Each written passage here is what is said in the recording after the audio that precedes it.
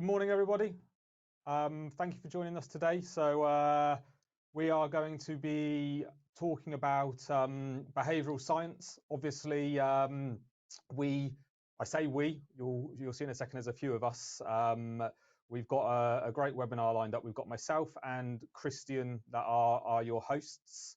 And obviously, neither of us are as knowledgeable about behavioural science as Bea, and she is our guest speaker. So don't be worried, it wasn't me that was going to tell you the thoughts that are going on in my mind.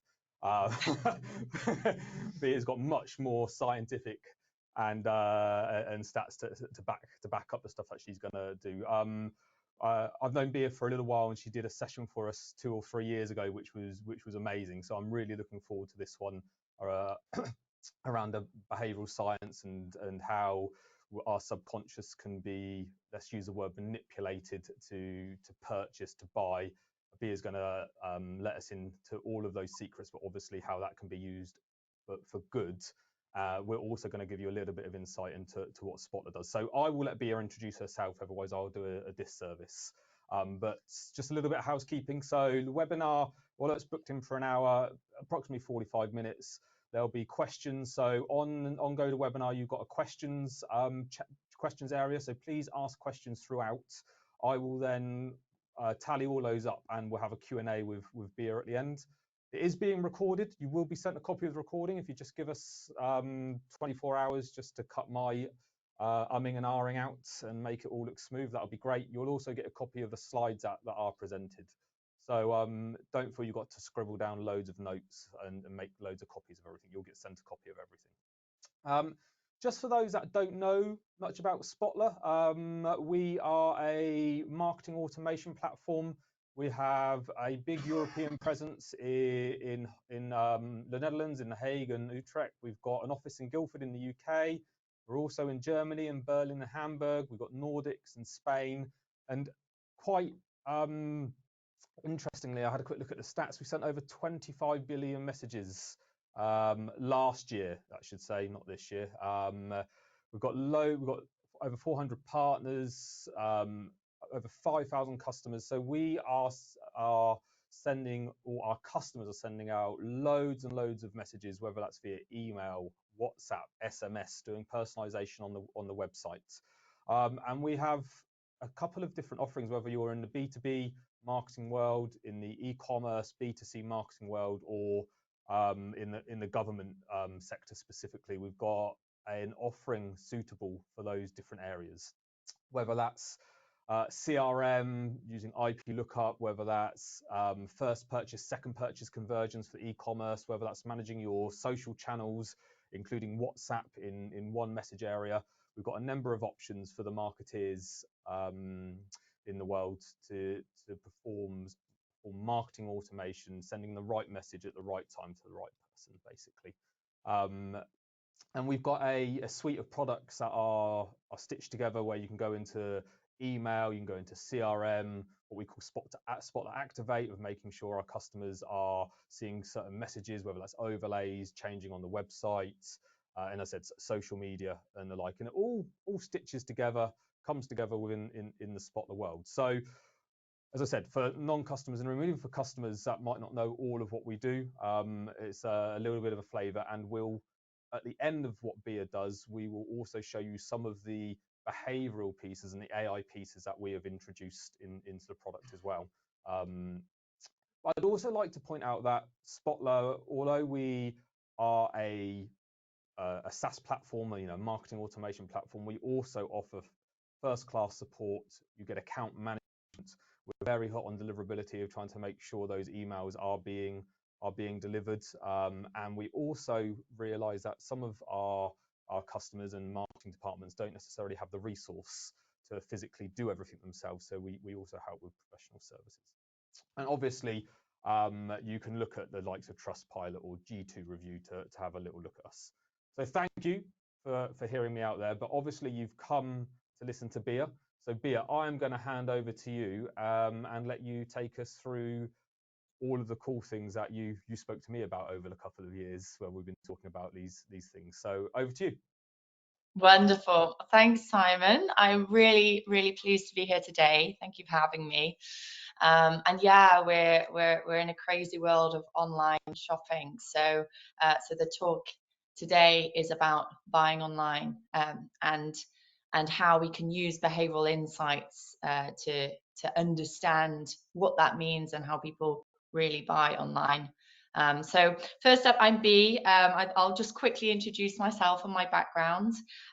So I've dedicated my life to understanding as much as I can about the human mind and human behavior.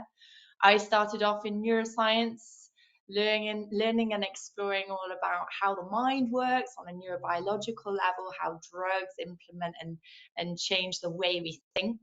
And then I got interested in human behavior. So how does that manifest in how we interact with the world, and in behavioral science and behavioral change. And then I explored anthropology and social systems and how we interact with our environment as well. So I've really looked at human behavior through different lenses. Alongside that, I've worked in agency all my life, worked in branding agencies and in digital agencies too. But what I wanted to do was understand how to take our understanding of human behavior and apply it to our online and user experience. So I now run a behavioral science consultancy, BA Consulting. I've been doing that for a few years now.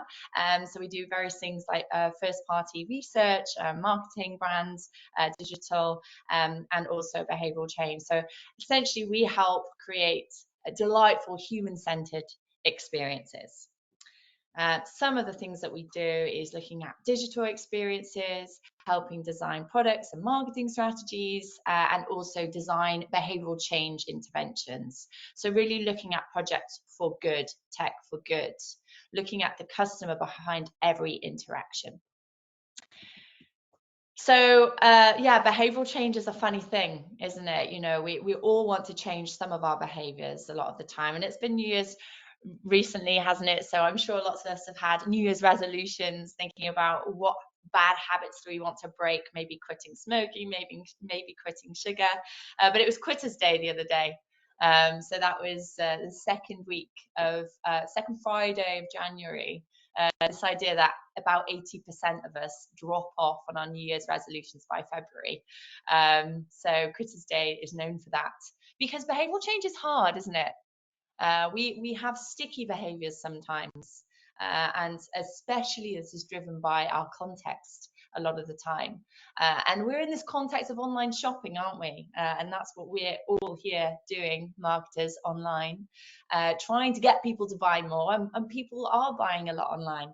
And we see the negative impact of that as well as the positive impact of that.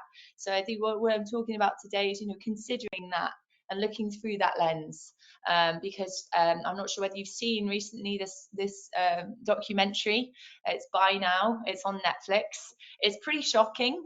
And I'll come back to this a little bit more, and how they tell the story of how sometimes we're buying a bit too much online. But as marketers, we can consider how do we encourage purchases and growth in a sustainable way, and in a way that is good for customers.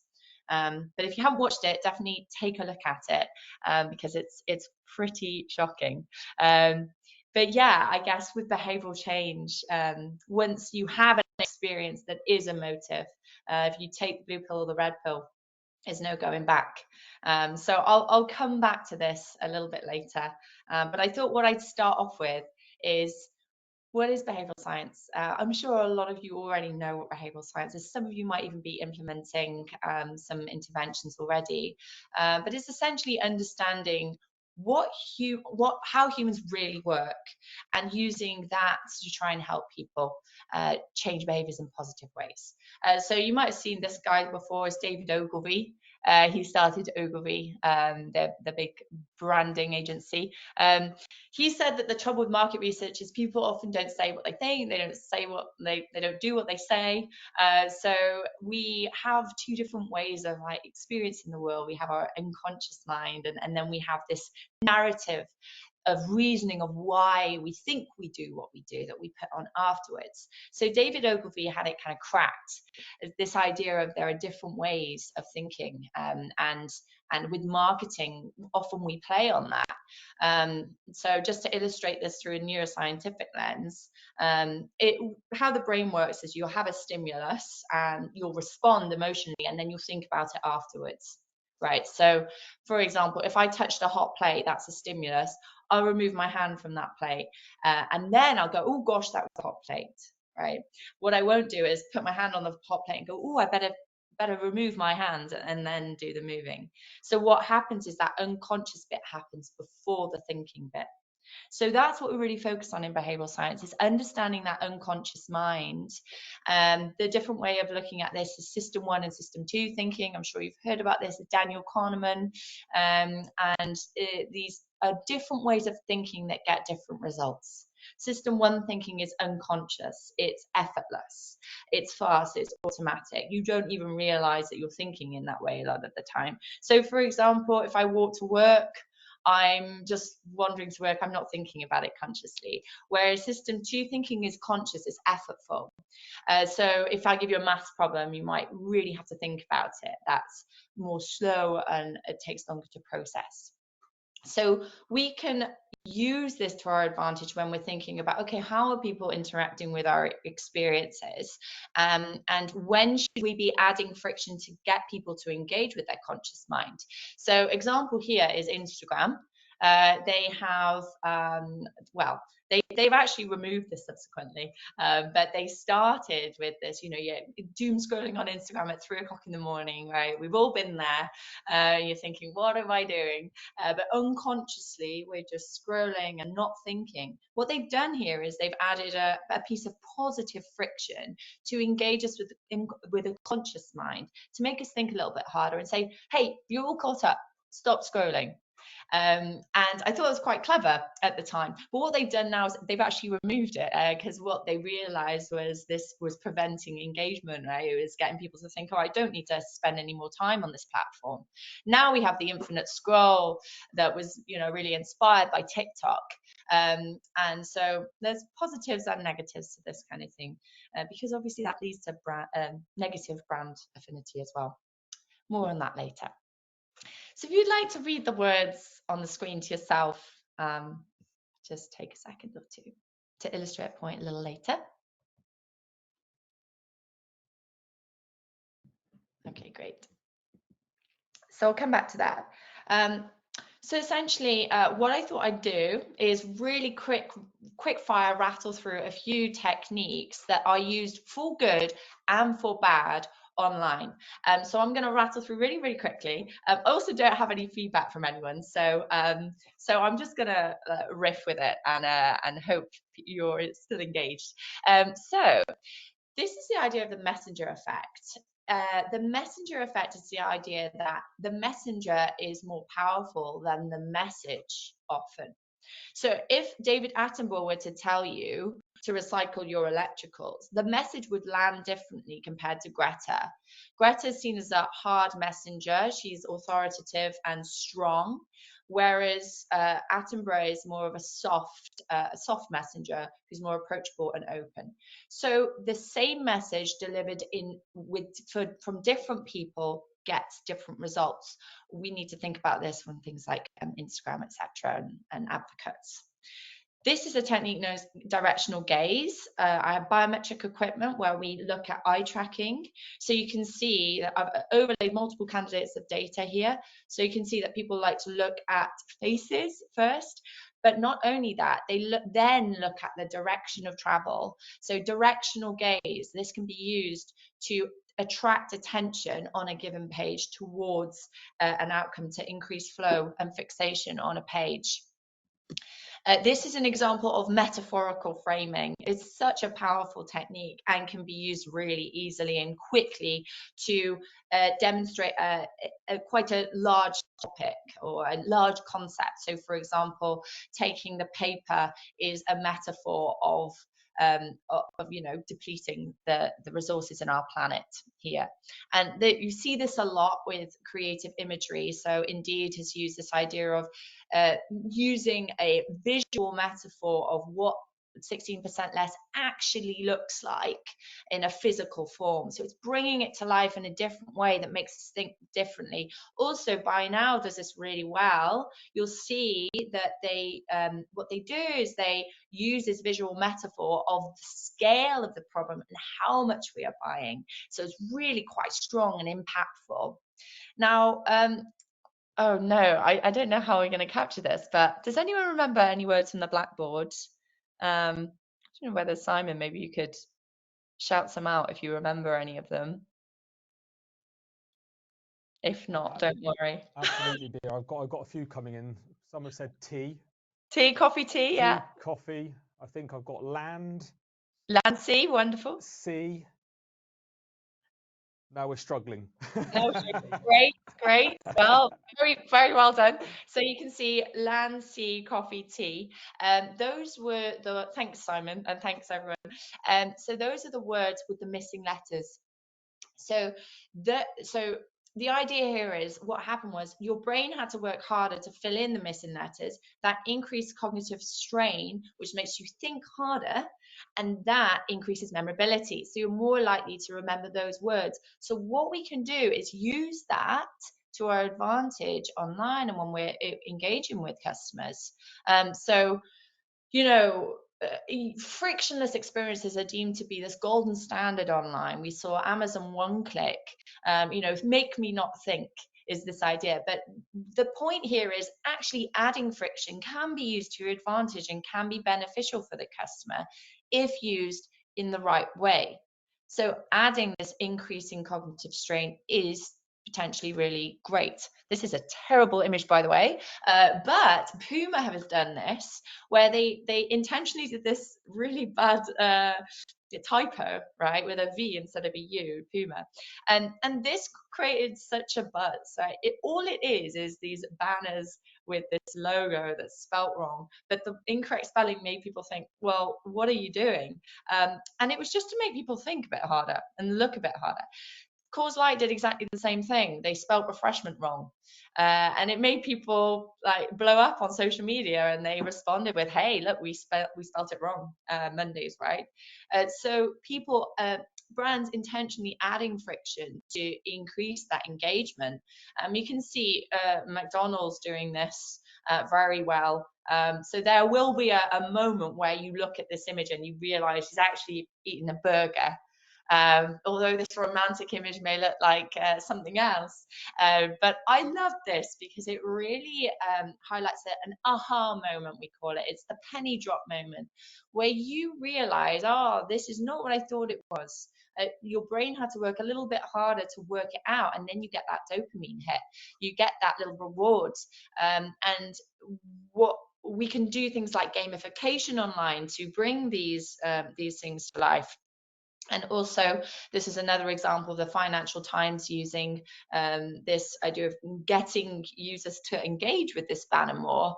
What's the first mistake businesses make? Well, they don't spend money on their marketing, right? But you had to think a little bit about that before you get the picture. Framing is another one that is used a lot in behavioral science. This is the idea that when we make decisions, the frame and the choice architecture of how we make decisions and the decisions that we make really impacts the decision outcome.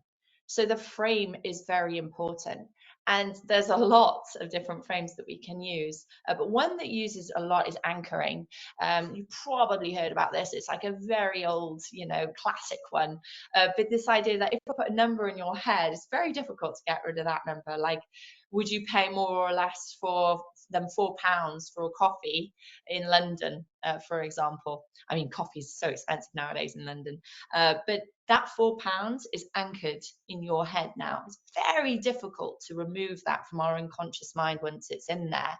And we see this all the time. Like, for example, if you go to a coffee shop, there's the small, medium, large cup of coffee.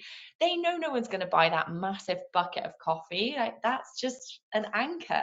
That is just a dummy price. What it does is it anchors us to a higher value, and it makes that middle price seem more reasonable. So fewer people go for that cheaper option, and more people will buy that middle option. And that's the only reason why they do it. They know they're not going to buy it. And we see this all the time. For example, we got like good, better, best options. 3 options is often what we're framed with as a decision. You can see here, they've got the house, they've got the select and the micro lot coffee. And what they've also done here is they've added the most popular. So that's a social proof nudge. So that is really powerful in influencing decision making, looking at what other people are doing, our tribal mentality, our comparison, and how we like to look at what other people do is super important. So that's another anchor.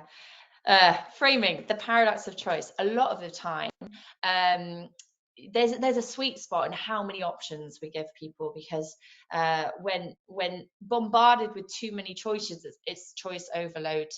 So there's too much going on. We can't make a decision, go into choice paralysis.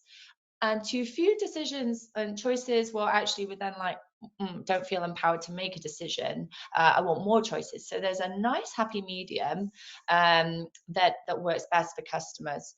This is the idea of incentive design. It's a huge topic in behavioral science, but there are different ways of framing decisions and framing behaviors. They get different results. So carrots are toward motivation, so that's like win a prize to enter this ballot, for example, or put money into your pension and we will give you lots of benefits as a result of it, versus sticks, which is that away from motivation, that fear-driven motivation. So that's things like designing a negative incentive like fines, for example. So the government might go, well, we will fine you if you don't file your tax on time.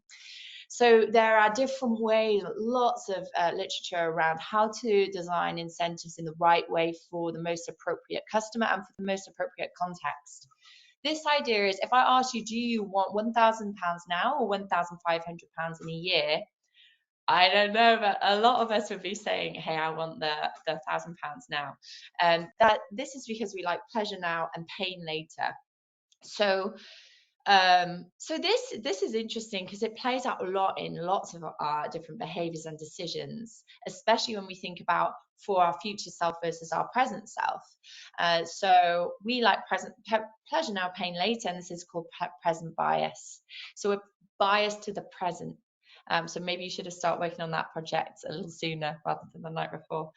I'm often guilty of that one myself. But thinking about our future self is often not top of our agenda. So we have things like Klarna online, where it's like, pay later, get your order your thing online, and don't worry about the immediate need to pay. So these are potentially really negative things for vulnerable customers who may not be able to afford things. So we've got to be really careful about the context in which we're doing these things. So we can use biases to our advantage and our disadvantage, and we can harness them and we can overcome them. So the Klarna example is an example of harnessing that present bias for not necessarily the best application. Whereas this is an example of harnessing present bias to help people. So this is a behavioural science study who was trying to understand, how do we get people to increase the amount that they put into their pensions? So what they did was they created an avatar of themselves, the tester who was putting money into their pensions, and they had an avatar that looked like them now, an avatar that looked like them in the past, their younger self, and an avatar that looked like them as an older person. What they found was the avatar that was young, they ended up putting less money into their pension. But the avatar that was older made them think about their future selves. So it overcome that present bias. And it meant that people put more money into their pensions. It's so fascinating to think that that frame of reference and that mindset really changed the actual outcome of how much people were putting into their pension. So that was a really quick fire of lots of different concepts in behavioral science and behavioral insight, psychology, etc. So I think, this question I get a lot is BS. And I think there's from my perspective, there's a lot of snake oil in this field for sure, and there's a lot of, you know, behavioral science as a science is a very challenging one because of the heterogeneity of populations, the fact that we as individuals are never the same, we're constantly changing, and the fact that our context is constantly changing too. It means that nothing is ever static, and so it's very difficult to measure and control environments to set up fair tests. However, there's no doubt that these biases and the way that the human mind works can be used and harnessed and also overcome in different ways. So it can either be your disadvantage if you don't know about it, or it can be also your advantage. And that goes the same for the customers interacting with our environment. You know, we can understand our biases, and actually I'm going to put a timer on my screen if I don't want to interact too much with digital, for example. So it is there. It's just whether or not we want to take the time to think about it. And also, you know, just really being conscious that behavioral insight can be used for good as well as evil. And that's really what I focus on. And we see that in the Buy Now documentary, as I mentioned a few times. It leads, so I guess what I'm saying is, if you have happy customers, then you also get good business, right? So so if people are buying too much online, for example, this can lead to things like buyer's remorse, and that's not good for brand affinity. So we've really got to consider this. Just want to take an example of something that I found quite negative for me when I was 29. I'm not 29 anymore, but I got marketed this poly life insurance. So this was, you know, really harnessing the fact that I was 29, I'm a woman, and they had this older woman messenger who was a celebrity talking to me about how, you know, you need to do this, don't delay now, because your price is going to go up if you don't do it now, and protect your children. So it was really uncovering my present bias, playing on my fear and duty of care as a woman, and urgency bias too around do it now. And actually, it did get a lot of backlash in the media. So I think it's just really about understanding as a brand, what is the context that you're playing in? Is it appropriate to, you know, how do you speak appropriately and use, you know, techniques to your advantage, but in an appropriate way for your customer? This is an image of a thought experiment where people are seeing different parts of the elephant, but they get a totally different view of the elephant because their context is different. So someone seeing the trunk is going to have a totally different experience as someone seeing the tail, and it's because context matters. And so we've got to consider the vulnerable customer and the context in which we're playing all the time. Thinking about AI, our context has totally changed with AI. And that does not mean to say that it actually means that we need to be thinking about humans even more when we're implementing AI. How do we keep the human in the loop and make sure that we're adding positive friction at key points across that journey when designing our digital experiences, so that we are not forgetting that there is a human behind this, and that is really who we're talking to, and that is who really matters. So in terms of where should you add friction, I developed this very light, basic framework that considers the level of impact that your product or service will have on the customer's life versus the level of consideration required from the customer. So very quick example, if I was buying toothpaste, right, the level of impact on me is like, if I get the wrong like toothpaste and I don't like it, I just buy another one in a month's time. Okay, it doesn't really matter, it doesn't really impact my life very much. I might not like the taste of it, but it doesn't really matter. My level of consideration might also, it's probably quite low. Okay, I like Colgate toothbrush. So what you'd be looking at is low, that level of friction at playful moments, right? So you could be playful with your brand. Whereas if we think about things like Klarna, level of impact, if I make the wrong decisions, potentially really damaging, I could get into a lot of debt.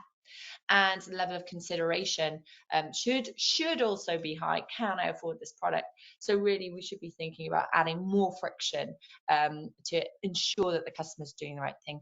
And there are various frameworks that we can use to make sure that we're adhering to ethical standards when we're doing proper tests in behavioural science that I won't go into today, but they are there and they should be considered. So where do we start? So I run a process, and this is a very basic process, but it's first to really understand who are you talking to, who is the human behind the digital interaction, what are they motivated by, and what's going to stop them interacting. Second point is to find your moments, find that behavioural change trigger, where across the journey matters most. What are your biggest opportunities to fail, and what are your biggest opportunities to win? And also really considering the vulnerable customer here. And then once you have that, you start to set up that testing bed where you're looking into the behavioural data points that you can measure and being able to measure that outcome so that we can test and learn. It's really important to be able to isolate if possible. Often we're playing in the business world, so it's difficult, but we can do these in playful ways that work for different brands and different contexts. So just to bring this to life really quickly before I end, through this lens of, and I'm not sure, maybe you won't be able to see the bottom left-hand corner here, but I'll take you through it now. So these are just examples of different behavioural touch points and data points that we might look at in, for example, Spotler, and then personalise as a result. So what we have here is potential happy loyal customer might do things like go onto social media, check out straight away, and leave a great review. All right, so what would we do with those behavioural data points? We might ask to recommend us to a friend, for example. Then if we look at the second one, well, maybe someone's still undecided and the behavioural data points are showing that they're abandoning their cart a lot, they keep coming back, they clearly have more consideration. Well, a relevant nudge for them might be an exclusive discount. And then finally, vulnerable interactions that we really got to look out for. Maybe people are purchasing and then returning really quickly, consistently, or maybe payments not going through. So then we got to think, well, let's flag this customer, they're potentially vulnerable, and let's help them. Maybe we need to add more friction and prevent them from checking out. Hey, do you need an extra hand? Maybe we follow up with an email, for example. So different behavioural data points can lead us to clustering behaviours that can help us personalise in a relevant way. So that's my talk. I've included a link to my Calendly. I really would love to have any introductory chat or any conversation around any behavioural challenges you have or anything that you'd like to play with. I'm here and excited to talk more. Thank you.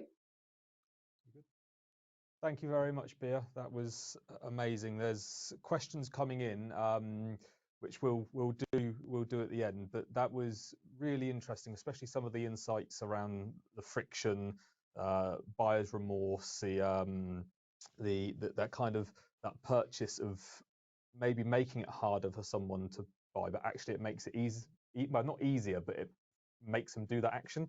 I really like the bit where the typos that you mentioned. So I'm a fan of a typo, as my team will know. I love a typo. So it was great to see those those ones with cool beer, Puma, and I saw that going all over social as well. Yeah. Before we get to the questions, everybody, if you've got a question for Bea, just use the question element in GoToWebinar. I'm going to hand over to Christian because we also wanted to show you some of the bits that Bea has talked about and how we put them into tech. So, Christian, I'm going to hand over to yourself to just show a couple of examples. Thank you very much. That was absolutely amazing. Really loved that. We wanted to mention just very briefly just a couple of pieces around kind of our AI and the things that are coming up into the software soon. What we want to try and do is, to the point that Bea's raising around understanding what stage people are at in their buying journey and making the right decisions. We have an AI powered customer lifetime value prediction. So what we want to do is essentially make it incredibly easy for you to make more money, but also save money, which I'll jump to in a minute, using the predictions in all of your campaigns and in all of your touch points with your customers. And for this, sometimes obviously AI is a phrase that's around a lot. To make it as easy as possible, we are going to create some of the most useful journeys to start with, to then allow you to expand from there. So if we look at the kind of the decile scoring, what you're looking at is at the top, you've got 10 right the way through to 1. 10, 9, and 8 are likely going to do something soon. They are going to spend, and they are looking to spend that money. So you can increase their value as a customer, but also use that as part of the journey. Get them involved and engaged at exactly the right point that they want to. And equally for that, for those customers, you may invest more in your advertising spend on them, whereas somebody who's at the other end with a 1, 2, or 3, you might exclude them from the expensive ad spend and put them onto a very different journey. So you're making decisions that allow you to enhance the customer experience, but also save you money and make more money. Just very briefly, before I hand back to Simon and Bea for the question and answers section, there's a couple of use cases we want to talk to is, for example, those who are likely to buy a lot. So target those customers who are likely to buy often and they're going to spend a lot. What we're going to do is give them a very different personalized message and product recommendation to somebody who's at the other side of that journey. You can see and activate that we've got our native integrations with Google Ads, Meta, and so forth, so that you can get these audiences and get the right material in front of them. So what this leads to is you're going to make some more money generating a second purchase, and that you're going to reduce that cost per lead because you're targeting those exact right people.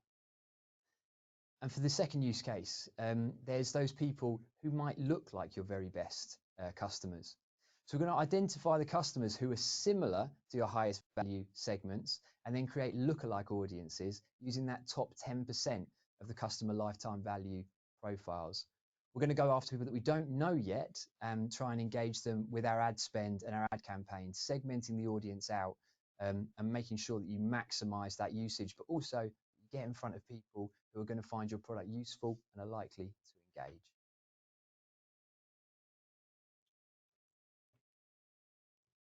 Yeah, thank you very much, Christian. And for there were some great e-commerce options, and we've got similar on the B2B side for B2B marketers, where within the CRM, where you can gather all of the digital activity. So whether somebody's form filled, as you can see here, whether they've done a demo request, downloaded an asset for gated content, or they've been on certain web pages. Engaged with any social campaigns from UTMs, you can get all of that information about somebody. And therefore, if we relate it back to what Bea was saying with that subconscious and that conscious, but what we can do is, in essence, we can send the right message to the right person at the right time, which is what we're all after, I guess, in a marketing automation point of view. Obviously, stitch it together into a workflow, let the machine take care of it. But when those data points are touched, it means that we can start to ease people along that line. Whether we want to put those frictions into it as well for the check and balance, we've got that option. So thank you, everybody. We are going to go over some questions. So I've had a few come in. So Bea, if you don't mind, me and Christian have a few to probably ask you at some point throughout. But we've got a couple coming. So there was a nice one around. You started off with the unconscious versus conscious, and there's a few people that have said, what do you think we use more for making decisions? Which part of it should we try and influence more? Obviously, one probably being a longer term than the other one, I would imagine. But do you have any insights into that? Oh, what? Okay.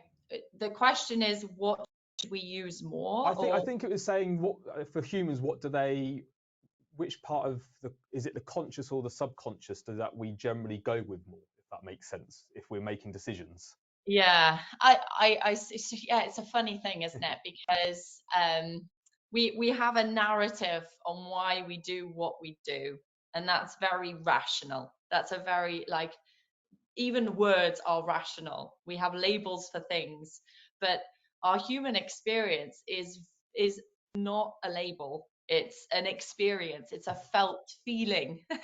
So we put labels on what we feel, but essentially we're goo, and we're so so it's kind of a philosophical question in many ways. But I think in terms of how we make decisions, I think often we think, oh, well, I will rationally buy a car that is reliable and affordable, and then we go into the store and we see the bright shiny one that's red, and we get in and we feel it. We're like, oh, actually, this feels really good. Well, actually, a lot of the time we're more likely to buy the emotion, and we buy the unconscious experience, or we often go with that. I would argue that everything is unconscious, and then we post rationalize afterwards. But I don't think that's what every behavioural scientist would say. No, lovely, lovely. So that goes into the next one that I've got, which is there's somebody saying, so that maybe it's related to this, but they're saying, should we push our customers to actually think more then, if that's the case? So that friction piece, I guess they're relating back to. Yeah, I think it's potentially really damaging for people and planet if we don't consider our purchases more online. And I think that's, it's looking at, what are our KPIs as a business, looking at sustainable growth, but also, we got bigger challenges to face as a human race, right? So, there's going to be a point where we've got to face facts and own, ethically as marketers, how do we help people online not buy too much? So yeah, adding friction I think is really important, but doing that in a way that's helpful for both the business and the customer. Yeah, it's a really good point. And Christian tried to, I think he was mentioned at the end, but Christian, that part in the product where we would hopefully be able to show our customers what it is that people are buying, but also what they're returning. So therefore, you don't promote those as such to them. That's correct in saying that, yes? Yeah, absolutely. And it comes back to exactly what you're saying, is understanding at what point, like, people are at in their life cycle, in their journey. Also, then we're also applying data on top of that from warehouse, from inventory, and then letting that inform the things that we're showing. So it is a complex mix of lots of things, as I think when you're challenging Bea with philosophical questions there, Simon, it's a complex thing. But yeah, absolutely right. It's lots of data points allowing you to make the best decision. I was listening to Channel 4 this morning on the drive in, and it was all about Socrates and Plato. So sorry, That's Bea, why. you're going to get more. Okay. We've got another one come in that says it's around the choice paralysis. They're saying, do you think that companies should actually offer less, whether that's products online or clicks in emails? So they've only got a certain choice to make rather than multiple choices. Yeah, I think a lot of the time we're bombarded with too much choice, and actually we are making too many products, and from my perspective, it's quality, not quantity. And I think our people are craving that even more. It's a trend nowadays. People don't want to be into fast fashion so much anymore. I mean, it still exists, but there is this trend towards more sustainable goods, and that means designing less and being more exact about what are you offering and how many are you offering. So yeah, I often think fewer options works a lot better than too much. Yeah, and it's interesting from a marketing point. We can affect that, can't we, by what we, as a business, by what we offer somebody, or what the experiences they have when they come onto the website, and hopefully using that data that we have to our hands, and using the stuff that you've just mentioned. There's a few people that are asking you to name drop literature. You mentioned there was a number of resources. I think you also, I can't remember the guy's name, but you did the pain and gain piece. So there's a couple of authors behind those pieces, aren't there? Are you able to signal people into those books? Yeah, there are I mean, there's so many books that are exciting to read. You've got Taylor and Daniel Kahneman, who were the kind of the big thinkers at the start of everything. Thinking Fast and Slow is with the basic one, and then you have Nudge, which was Taylor, and there's just so much literature out there now. You also got quite a few psychology books like Noise, and yeah, I can maybe write a list for you. But yeah, behavioral science is a funny old thing because it's quite a new field, and there's a lot going on, but there's a replicability crisis because it's really hard to actually make it very scientific and robust. But that's the art of it. I see it as an art and a science. You've got to be playful with it, and yeah, that's what makes it exciting. We're humans. We're squishy. Absolutely. I've got one more that you're probably going to think, Simon, why have you asked this? It's a tougher one. But we've got a load around AI, and they're saying, do you think the likes of chat or Gemini could help with the methods that you mentioned? So if you asked it, could you help it create more friction or less friction, add biases in, kind of thing? Have you seen that being used at all, or? Yeah. Chat obviously knows it's so clever. You can ask it questions and it will tell you, like, give me nudges for this. I think that what it doesn't have is the experience of actually being able to design something that works for a real human. So chat's got all the knowledge. It's not necessarily about the knowledge, it's about the human element and the ethics behind the application and how to apply it in a creative way. But absolutely, I mean, AI is going to be a big part of the future of behavioral science, I think, and being able to integrate that with AI is something that I've done a good amount of work on, is trying to keep that human in the loop and consider how do we not let the technology run away with themselves. I mean, it already run away, it's already gone, but let's try and drag the human back in, and yeah, just make sure we're considering it as teams, because it's really easy to forget it when it's so easy to use that. Actually, we really need to be focused on the humans. Well, thank you very much. That is the set of questions that have come through. Obviously, if I've not answered your question, I've tried to mold it into ones that I have answered. So Christian, I'm not sure whether you have any lasting comments or anything to go, or no, just absolutely love that. Thank you. Yeah, really enjoyed hearing all of that. I have so many things in my notes that I'll be taking away. So Bea, when you get an email from me, just being like one quick question, it won't just be one quick question, it'll be 15. I do apologise, but thank you. That was absolutely fantastic. Yeah, absolutely, Bea. Thank you very much for doing this. So as I said, we'll send the recording. You'll get the slides. We'll also include Bea's contact details if you want to follow up with her anymore.